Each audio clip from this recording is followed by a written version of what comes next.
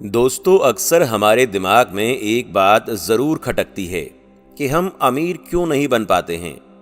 आज की इस कहानी से आप ये 4 कारण समझ लीजिए, इसके बाद आप कभी गरीब नहीं रहेंगे। अगर आप भी अमीर बनना चाहते हैं तो इस कहानी को बड़े ध्यान से सुनें, और यदि आपने इनका पालन कर लिया तो विश्वास मानिए, आपको कभी बुरे दिन नहीं देखने पड़ेंगे, ना कभी धन और पैसे की कमी आएगी। तो चलिए कहानी की शुरुआत करते हैं। एक बार संदीप नाम का एक लड़का बहुत परेशान रहता था। वो अपने जीवन में बड़ा आदमी बनना चाहता था, ढेर सारा पैसा कमाना चाहता था, जिसके लिए वो दिन रात काम करता, लेकिन फिर भी वो उतना पैसे वाला नहीं बन पाया जितना वो बनना चाहता था। इसकी वजह से वो बड़ा परेशान था। फिर एक दिन उसे पता चला कि उनके गांव में गौतम बुद्ध आए हैं। संदीप ने सोचा कि क्यों ना गौतम बुद्ध से पूछा जाए कि मैं अमीर और पैसे वाला कैसे बन सकता हूं, क्योंकि संदीप ने किसी से सुना था कि गौतम बुद्ध के पास जीवन की समस्या का समाधान है। इसलिए वो दौड़ते दौड़ते गौतम बुद्ध के पास पहुंचा। उनके पैरों में गिरकर उन्हें अपनी बातें बताने लगा। गौतम बुद्ध से कहने लगा, हे बुद्ध, कृपया मुझे बताएं कि मैं अमीर कैसे बन सकता हूं। मुझे जल्दी से जल्दी अमीर बनकर ऐशो आराम की जिंदगी जीनी है। गौतम बुद्ध संदीप की बातें सुनकर मुस्कुराकर बोले, बेटा, अगर तुम सच में अमीर बनना चाहते हो तो मैं तुम्हें एक कहानी सुनाता हूँ। उसमें तुम्हें 4 ऐसी बातें पता चलेंगी जिन्हें जानकर तुम आसानी से अमीर बन जाओगे। फिर गौतम बुद्ध कहानी सुनाने लगते हैं।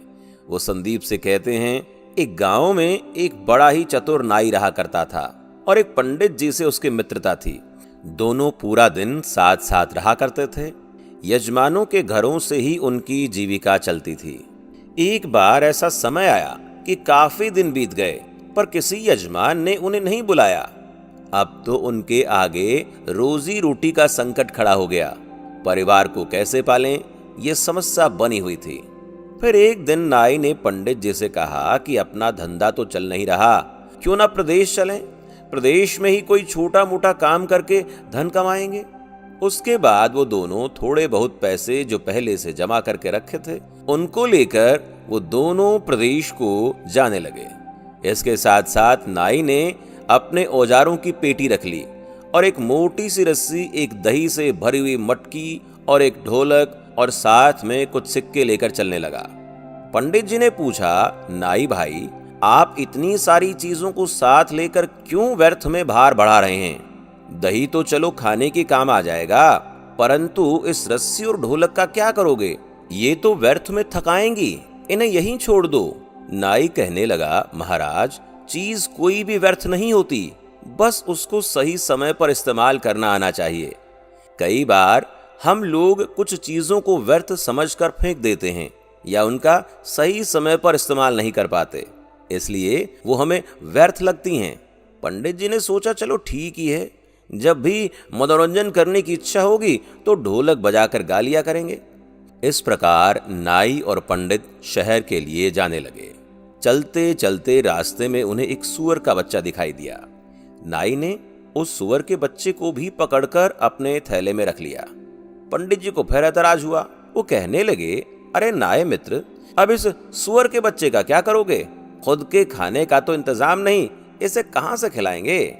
नाई बोला, कोई बात नहीं, मैं सब संभाल लूंगा, आप तो बस साथ चलिए, यदि कोई ग्राहक मिल गया तो उसे बेचकर पैसे बना लेंगे। इस प्रकार पंडित जी को समझाकर वे दोनों शहर के नजदीक पहुंच गए। शहर में पहुंचने पर उन्हें पता चला कि यहाँ का जो राजा है, उसके पुराने महल में रात को एक राक्षस आता है जो महल में रहने वालों को खा जाता है। अब तक हजारों लोगों को वो खा चुका है। राजा ने पूरे शहर में यह ढिंडोरा पिटवा रखा था कि जो कोई उस महल में ठहर कर उस राक्षस को मार डाले या उसे भगा दे, तो राजा उस बहादुर व्यक्ति के साथ अपनी बेटी का विवाह कर देगा और आधा राजपाट भी दे देगा। राजा की घोषणा सुनकर नाई ने पंडित जी से सलाह की और बोला, महाराज, जीवन में बड़े बनने के अवसर 1-2 बार आते हैं। यदि मनुष्य ने उन्हें गंवा दिया तो वो कभी बड़ा आदमी नहीं बन सकता। आज वही अवसर हमें आवाज देकर बुला रहा है। यदि हम राक्षस को मारने में या भगाने में सफल रहे तो जीवन भर बैठकर राज करेंगे। नाई की बात सुनकर पंडित जी बोले, अरे मूर्ख आदमी, ये अवसर हमें बुला नहीं रहा है, बल्कि हमारी मौत हमें बुला रही है। यदि हम राज्य और राजकुमारी के लालच में आ गए तो राक्षस जरूर हमें खा जाएगा। अक्सर लालच के कारण ही मनुष्य विपत्ति में पड़ता है। जीभ के लालच में ही मछलियां कांटे में फंसती हैं। ध्वनि के लालच में ही हिरण शिकारी का शिकार बनता है। दाने के लोभ में पड़कर पक्षी जाल में फंस जाते हैं। मौत और विपत्ति हमेशा लालच देकर ही जीवों को फंसाती हैं, और जो बुद्धिमान व्यक्ति होते हैं वो इस तरह के लालच में कभी नहीं पड़ते। कहीं मेहनत मजदूरी करके खा लेंगे, कम से कम जिंदगी तो सुरक्षित रहेगी। नाई कहने लगा, अरे महाराज, एक बात सुनो, नदी पार वही करते हैं जो उसमें कूद कर तैरते हैं। डर कर किनारे पर खड़े रहने वाले कभी नदी को पार नहीं कर सकते। साहसहीन व्यक्ति बड़े होने के सपने तो देख सकता है, पर बड़ा नहीं बन सकता। बड़ा बनने के लिए रिस्क तो उठाना ही पड़ेगा। नाई की बात सुनकर पंडित जी घबरा गए और सोचने लगे, आज ये हमें मरवा कर ही छोड़ेगा। पंडित जी एक बार फिर नाई से बोले, मित्र, राजा के महल में जाना, राक्षस से लड़ना, ये हमारी बुद्धिमानी नहीं, मूर्खता है। क्यों व्यर्थ की मुसीबत मोल लेना चाहते हो? तुम्हें अपनी जान प्यारी नहीं है क्या? यदि तुम्हें अपनी जान प्यारी नहीं है तो कोई बात नहीं, कम से कम मेरे प्राणों की तो चिंता करो। महल में जाना सरासर प्राण हत्या करने के समान है। नाई बोला, मित्र, परेशान मत हो, हम जरूर जीतेंगे। जीतने वाले कोई अलग काम नहीं करते, वो हर काम को अलग तरीके से करते हैं। गरीबी, लाचारी का जीवन जीने से अच्छा है कि मौत से भी लड़कर हमें उन्नति करनी चाहिए। दरिद्रता का जीवन तो वैसे भी मृत्यु के समान है। हम पूरा जीवन मेहनत करें तो भी इतना नहीं कमा सकते कि राजा बन जाएं। थोड़ी सी हिम्मत करके किस्मत आजमाने में क्या जाता है? मरना तो एक ना एक दिन है ही। हिम्मत और बुद्धि बल से काम लेने पर कठिन से कठिन काम में भी सफलता पाई जा सकती है। नाई की बात सुनकर पंडित जी का भय दूर नहीं हुआ, फिर भी नाई का साथ छोड़ना उचित नहीं समझा। कहते हैं, जो धन अत्यंत संघर्ष करने पर प्राप्त हो, शत्रु के आगे सिर झुकाने से प्राप्त हो, अपमान सहकर प्राप्त हो, जिसमें जान जाने का खतरा हो, धर्म का उल्लंघन करने से प्राप्त हो, उस धन में मन नहीं लगाना चाहिए। अब तो पंडित जी ने डरते डरते नाई के साथ चलने को हाँ तो कर दिया, पर हिम्मत साथ नहीं दे रही थी। नाई और पंडित राजा के दरबार में पहुंचे, पान का बीड़ा उठाया और कहा, महाराज, हम आपके महल से राक्षस को भगाएंगे। उस दिन शाम का भोजन उन दोनों ने राजा के यहाँ किया। तरह तरह के स्वादिष्ट व्यंजन, ऐसे व्यंजन जो आज वो जीवन में पहली बार खा रहे थे। बड़ा आनंद आया। उसके बाद वो दोनों राजा के पुराने महल में चले गए। वहां पहुंचकर उन्होंने सबसे पहले महल की सब खिड़की दरवाजे बंद कर लिए और आपस में बातचीत करने लगे। और नाई पंडित जी से कहने लगा कि आज हम जान हथेली पर रखकर इस महल के अंदर आए हैं। ऐसे में हमें लापरवाही बिल्कुल नहीं बरतनी है। विद्वान लोग कहते हैं, मनुष्य को भय से उस समय तक डरना चाहिए जब तक कि वो भय से दूर हो। जब उससे सामना करना पड़ जाए तो फिर बिना डरे बेधड़क होकर उससे भिड़ जाना चाहिए। ऐसे में उसकी भलाई है। एक काम करो, आधी रात तक जागकर मैं पहरा देता हूं, तब तक तुम आराम से सो जाओ। आधी रात के बाद तुम जागना और मैं सो लूंगा। पंडित जी ने कहा, ठीक है। उसके बाद पंडित जी सो गए और बेचारा नाई जागकर राक्षस के आने का इंतजार करने लगा। इधर जब राक्षस के आने का समय हुआ तो महल के दरवाजे बंद देखकर दरवाजा खटखटाने लगा और कहने लगा, मेरे महल में मुझसे पहले आज कौन घुसकर सो गया है? द्वार खोल दो, वरना मैं द्वार तोड़ दूंगा। राक्षस की भयंकर आवाज सुनकर नाई डरा नहीं। वो बेधड़क होकर कहने लगा, अबे बदतमीज, कौन है जो शोर मचाकर मेरी नींद भंग कर रहा है? राक्षस बोला, मैं राक्षस हूं और ये घर मेरा है। मेरे घर में सोने वाला तू कौन है? नाई बोला, बेटा, मैं तेरा बाप हूं। नाई की बात सुनकर राक्षस सोचने लगा, अजीब बात है, अब तक तो मनुष्य यदि होता तो मेरी आवाज सुनकर डर कर ही द्वार खोल देता, पर ये तो मुझसे डरने की बजाय मुझसे कह रहा है कि मैं तेरा बाप हूं। राक्षस ने फिर आवाज लगाई, यदि तू मेरा पिता है तो कायरों की तरह दरवाजा बंद किए क्यों बैठा है? निकलकर मुझसे युद्ध कर। अंदर से नाई ने कहा, यदि मैंने दरवाजा खोल दिया तो तू मुझे देखते ही मर जाएगा।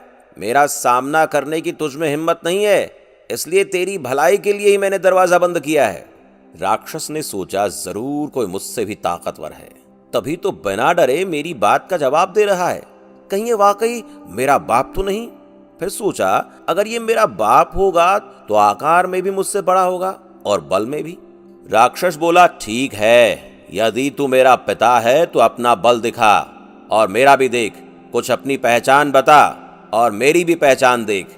इतना कहकर राक्षस ने अपने सिर का एक बाल तोड़कर एक छिद्र के द्वारा महल के अंदर फेंक दिया और कहा कि ये देख, ये मेरा बाल है। राक्षस का बाल काफी मोटा था। तभी जवाब में अंदर से नाई ने अपने साथ जो रस्सी लाई हुई थी उसे बाहर फेंकते हुए बोला, ले ये देख, ये मेरी मूंछ का बाल है। नाई के द्वारा फेंकी गई रस्सी को देखकर राक्षस डर गया और सोचने लगा, इसका मूंछ का बाल इतना बड़ा है तो ये कितना बड़ा होगा। उसने फिर से आजमाइश की और अपने सिर से एक जूं पकड़कर भीतर को फेंकी। राक्षस का जूं भी काफी बड़ा था। अंदर से नाई ने सुअर का बच्चा बाहर फेंकते हुए कहा, ले देख, ये मेरे सिर की जूं है। इतना बड़ा जूं देखकर राक्षस डर गया। राक्षस ने अपना थूक अंदर फेंकते हुए कहा, ये ले, ये मेरा थूक है। जवाब में नाई ने अंदर से मटकी से दही उड़ेल दिया और कहा, ये देख, ये मेरा थूक है। ये देखकर राक्षस के पैर उखड़ गए। वो सोचने लगा कि जरूर ये मेरा पिता ही है। फिर भी उसने एक बार और परीक्षा करने की सोची। उसने जोर से गर्जना की। उधर जवाब में नाई ने अपनी ढोलक को पीटना शुरू कर दिया। ढोलक की आवाज को गर्जना समझकर राक्षस का मलमूत्र छूट गया।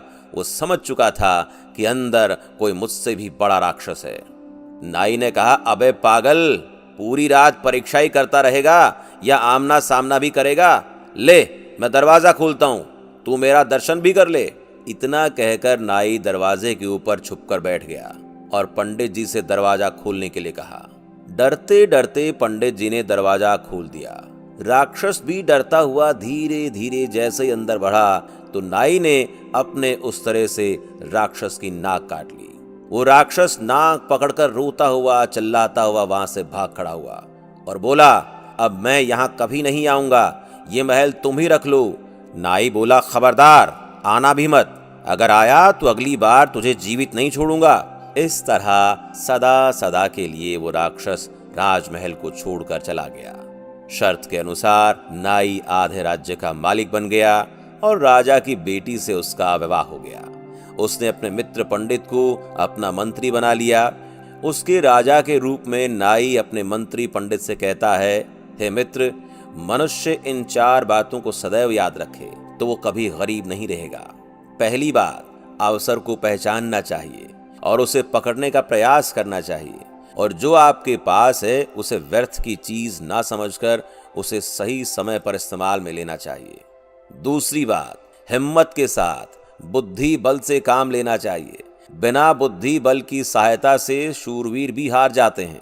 बुद्धि से मनुष्य छोटा होकर भी बड़े से बड़े को पराजित कर सकता है। तीसरी बात, सदैव सोच बड़ी रखो। छोटा सोचने वाला कभी बड़ा नहीं बन सकता। कहते हैं जब सोच बड़ी होगी तो ही मनुष्य बड़ा कदम उठाता है। चौथी बात, अमीर बनने के मार्ग में ये 6 चीजें बाधाएं बनती हैं। नंबर 1, लापरवाही। नंबर 2, औरत की गुलामी। नंबर 3, बीमारी। नंबर 4, संतोष। नंबर 5, बुज़दिली। नंबर 6, अपनी जन्मभूमि से प्यार। उसके बाद गौतम बुद्ध ने संदीप से कहा, यदि इन बातों को आपने ठीक से समझ लिया तो जीवन में कभी भी गरीबी का मुंह नहीं देखना पड़ेगा। आप धीरे धीरे धनवान बनते चले जाओगे। गौतम बुद्ध की सारी बातें संदीप को समझ में आ गईं। उसके बाद संदीप ने अपने जीवन में उन्हीं 4 बातों को अपनाया और वो अपनी जिंदगी में धीरे धीरे अमीर आदमी बनता चला गया।